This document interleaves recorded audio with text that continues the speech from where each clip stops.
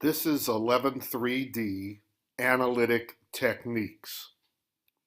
In this unit, we will be looking at analytic techniques in modern chemistry.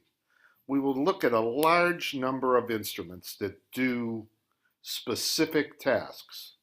We'll find relative molecular mass and look at mass spectra. We'll look at IR spectra and find a fingerprint region. We'll look at carbon-13 and proton NMR. We'll look at thin layer chromatography, and we will try to get an idea how using all of these techniques can provide information for individuals to determine what they're looking at, whether it be in a criminal nature or in a chemical laboratory. These techniques are not just used in chemistry. They're used in medicine. They're used in criminology. They're constantly being changed and being improved. And an understanding of possible careers in chemistry cannot exclude knowing something about these analytic techniques. There is a video that I'd like to show that's about 13 minutes in length that talks about how many of these analytic techniques can be used in the investigation of a crime scene.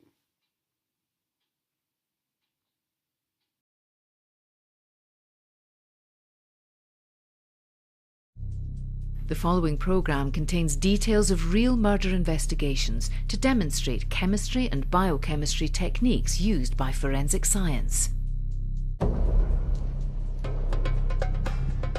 A young woman is missing. Fears grow she has been murdered. On entering the property, I'm apprehensive. I don't know necessarily what I'm going to find. A suspect's house is scoured from bottom to top in search of evidence. A young boy is attacked by a gang on his way home from school. He's cut by a broken bottle and bleeds to death. The case remains unresolved for years. This is a diagram of the right training shoe. A new team of forensic scientists are brought in to re-examine the evidence. Murder investigations depend on forensic science.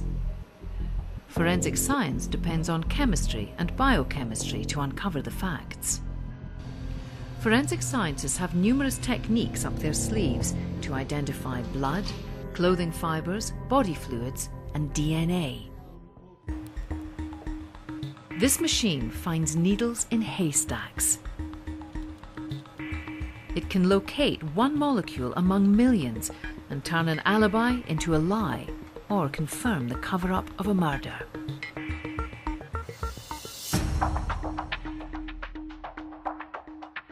I received a call from the police to ask me to attend with them to a property. This was the property of the suspect in a murder investigation, this being the murder of Chantal Taylor, who had been missing for over a year. I was asked specifically to concentrate on the upstairs in the property, given the information that the suspect had given. I went to examine the main bedroom for any blood staining. Underneath the carpet there was a large area of blood staining, about 1/2 metre by 1 metre in size. We would still use the screening techniques because it's further confirmation that yes, that red-brown staining is blood. The chemical screening test that we use for blood is called Castle-Meyer. In forensic science, Castle-Meyer is used daily, on a daily basis, both in the lab and at the crime scene. There's Castle-Meyer itself, which is actually something called phenolphthalein, and another chemical is hydrogen peroxide, and hydrogen peroxide is the same stuff you use to bleach your hair. We take a small piece of filter paper and take a very small sample of a blood stain that we can see, or an area that we want to test, maybe where we can't see any blood but there may be some there. To demonstrate Castle-Meyer, We placed a trace amount of blood on a bed sheet. What we then do is apply 2 chemicals to the filter paper where we've used to sample an area. The Castle-Mayer test reacts with the haemoglobin in blood. And it's actually something within the haemoglobin that's called peroxidase activity. So peroxidase is an enzyme, so it's the enzyme within haemoglobin. What will happen is the peroxidase activity within haemoglobin in blood kickstarts or catalyses the reaction or decomposition, if you like, of hydrogen peroxide. So hydrogen peroxide will react with this blood. The hydrogen peroxide will become oxygen, and then that oxygen is the key to the entire reaction. And the oxygen will then be passed to this phenolphthalein, which will make it change colour. So what we're actually looking for is a change in colour, which is basically a pink colour. The Castle-Mayer test is a very sensitive test. They do say that it should be able to detect 1 drop of blood in an entire bucket of water. The suspect had indicated that the bathroom was very important in relation to what had happened. The suspect actually admitted to waking up one morning to find Chantal Taylor dead and dismembered in his bathroom. He claimed to have no memory of killing her. From a visual inspection, I couldn't find any blood staining. So I then went on to carry out chemical screening. We also have another tool in our chemistry box. It's a technique using a chemical called luminol. Now this is highly sensitive. Luminol is just a chemical called luminol and hydrogen peroxide. So the same way that Castle-Mayer has hydrogen peroxide in it, phenolphthalein, luminol is luminol and hydrogen peroxide. Luminol reacts in a really similar way to Castle-Mayer. The difference really is that instead of a colour change that you see in the reaction, you actually get a release of light. So these 2 chemicals react together and it produces a blue glow, so light's released, and it's a process called chemiluminescence. This chemical reaction can only be seen in the dark. So all sources of light have to be sealed off.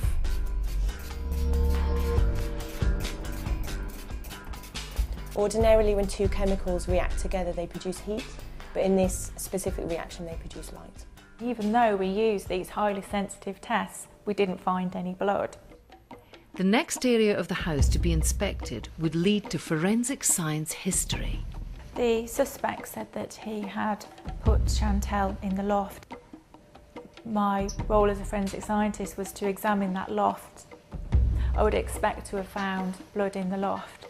I didn't find any blood in the loft. But what was very apparent and what I did find was pupal cases and dead flies. This indicated that there was a food source present in the loft.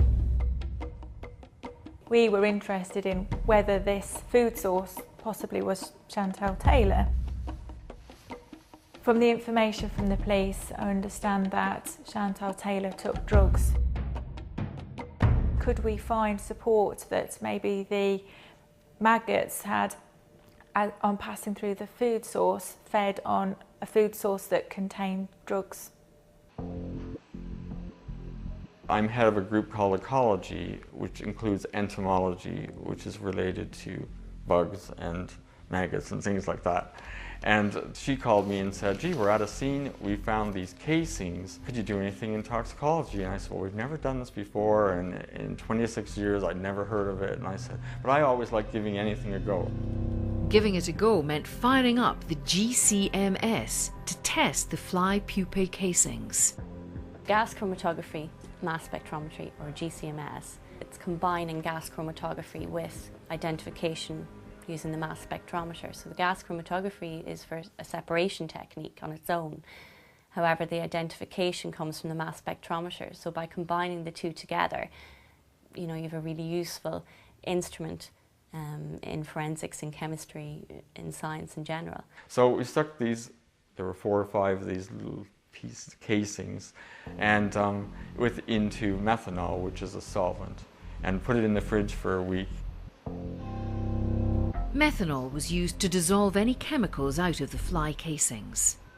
Then we used that little vial of methanol and we analyzed the methanol.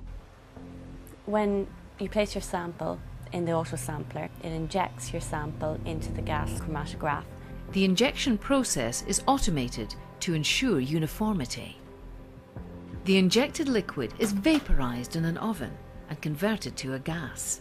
The gas is then transported through a very fine tubular coil called a column. The journey through this fine tube becomes a molecular race in which an element's boiling point is key. Depending on what's present in the sample, its boiling points will be quite critical. Different boiling points affect travel time through the coil. Each element shows up as a peak when it exits. Those different peaks have a certain retention time associated with them, and that's the time at which they were injected to the time at which they've come out of the column. And it's unique to particular compounds, so it'll give you a certain amount of information about what might be present if you compared the retention times to known retention times. After your sample has been separated into its individual components, then we need to identify those particular components using the mass spectrometer. Basically, your sample is bombarded with a beam of electrons, which causes your molecules to fragment with a particular fragmentation pattern, which is unique, like a fingerprint for that particular molecule. And on that basis, you can identify what's present. And we found morphine, which is a drug in itself, but is a metabolite of heroin. And so it was really the first time in the world anyone had ever analyzed the casings and found drugs in them. It helped a lot in the case that we found that there were those metabolites there. The victim's body was never found, so really all they had is these remnants of particles in the attic.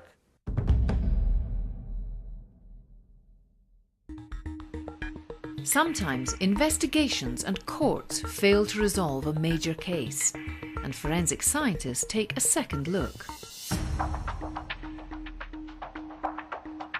Damilola Taylor was 10 when he was murdered in Peckham. He was on his way home from the library after school and was stabbed. It seems that he was attacked by a gang of youths. He was stabbed in the leg with a piece of broken bottle, and unfortunately he sustained a fatal injury. He bled to death in the stairwell of a block of flats. There were two highly publicised trials in the Damilola Taylor case, which had not yet led to any convictions. The police approached our laboratory and they wanted us to re-examine the case. In the end, I had 20 lever arch files like this, which contained DNA profiling results and my statements. We were asked to examine a lot of items of clothing and footwear from the suspects in the case. We looked at a black sweatshirt from another suspect and we found a blood stain on the cuff of that black sweatshirt. In this case, we used a test called luminol. The yellow crayon shows where we'd found blood originally, and there's some luminescence within that area. The use of luminol had identified bloodstains previously overlooked. This is a diagram of the right training shoe. We looked at a pair of shoes from one of the suspects and we found a blood stain on one of his training shoes. Now these two blood stains were then put in for DNA profiling tests. So that's one on the trainer and one from the sweatshirt. DNA profiling has had a revolutionary impact on forensic science since the 1980s. With a blood stain, we need to get the DNA out of the cells, and the DNA is contained within the white blood cells. There's no DNA in red blood cells. We extract the DNA by breaking open the white blood cells, so the DNA is now in a solution. We want to multiply the amount of DNA there so that we've got enough to analyse it. In our bodies, when we cut ourselves, cells regenerate, and that process involves DNA amplification or replication. So new DNA is being made in our bodies. Polymerase is the enzyme which causes DNA to replicate. So it effectively moves along the DNA molecule and it causes the two strands of DNA to separate, and then it brings in the building blocks of a new DNA strand, and the polymerase enzyme puts together those building blocks and builds it alongside the existing DNA strand. And in our DNA profiling process, we take those same chemicals that replicate DNA and we use them effectively in a test tube to amplify DNA. The amplified DNA from small blood spots on the suspect's clothing was then tested. They both gave profiles matching that of Damilola Taylor. A third trial in the case of Damilola Taylor resulted in convictions. Cannot exclude knowing something about these analytic techniques.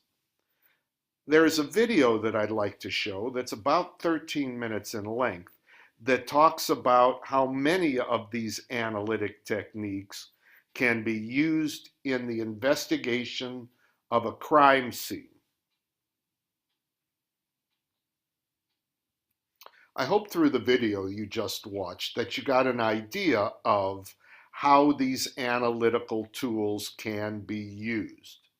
We've seen a mass spectrograph before, and we've seen a mass spectrometer before. We saw that in term 1. If you remember, the molecular ion normally is the one that is furthest to the right. If it has a halogen in it, the mass spectrograph will include additional lines beyond that molecular ion form. We will also talk about in class infrared spectrometry. This is the use of infrared radiation to get bonds to vibrate in a molecule. They vibrate at certain frequencies, and those frequencies can be identified. Those frequencies can give almost a fingerprint of the chemical that you are looking at. The fingerprint region in an IR spectrum is between 400 and 1500 wave numbers. Here is a spectrum of solid glucose. Now, if you look at that, you can see between 400, there are very many peaks. This is the fingerprint reason.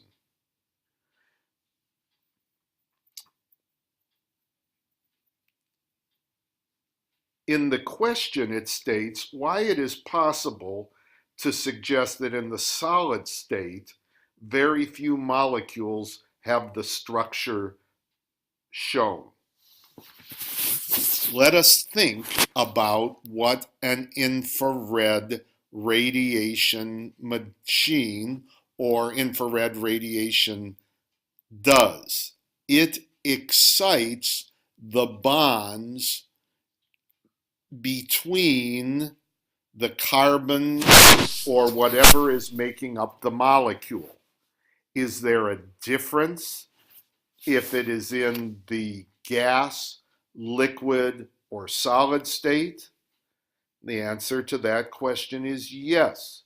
So we have to be careful when we look at these spectrum that we're looking at them in the appropriate state, because as there is less kinetic energy in the actual molecule based upon its phase, gas, liquid, or solid, there may be difficulty in determining the infrared spectrum. If there is color to the infrared spectrum, and that color can be identified or interferes with infrared radiation, it can also be problematic. There is the proton NMR and the carbon NMR. They are different than the other machines that we have discussed. Whereas in a mass spectrograph, we break apart carbon bonds, and in infrared spectrometer, we have vibrations of carbon-carbon bonds. In a proton NMR, we look specifically at the carbon-hydrogen relationship, or what hydrogen is attached to. If you look at that picture, you'll see that there are 3 peaks. They are identified by the 3 different types of hydrogen environments. There's a 3 hydrogen environment to carbon. There is a 2 hydrogen environment to carbon. And there is a 3 hydrogen relation to carbon that is attached to a carbon that has a double bond. So we can see that proton NMRs look at protons or OSH+. A carbon-13 NMR tends to vibrate carbons and tells what their relationships are. How many different kinds of carbon relationships are there? In the carbon-13 NMR, to the right, you see that there are 4 carbon-carbon relationships. Now, in a proton NMR, just to reinforce the concept, the protons, the H+, are found in different environments. Those are magnetic environments. They give a separate signal. They create a chemical shift on that picture. They are affected by the hydrogen environment that is immediately next to them. We will talk a lot more about this in class. Look to the notes you have in class and the examples to see a better understanding of a proton NMR and a carbon-13 NMR. As with all the different analytic techniques, we will discuss them in class in terms of a crime scene investigation as well. Using these techniques, you can compare different spectra and determine from unknown compounds their identity. You can determine whether they are solids, liquids, or gases. You can determine what the length of their carbon chain is. You can determine the actual structure, molecularly speaking, of a chemical compound.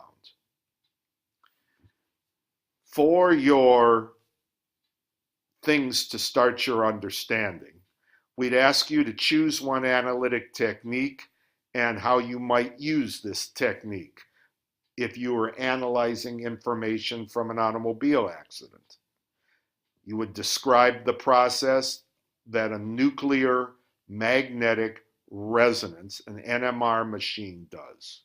And given the urine of an Olympic athlete, tell which analytic procedure you might use.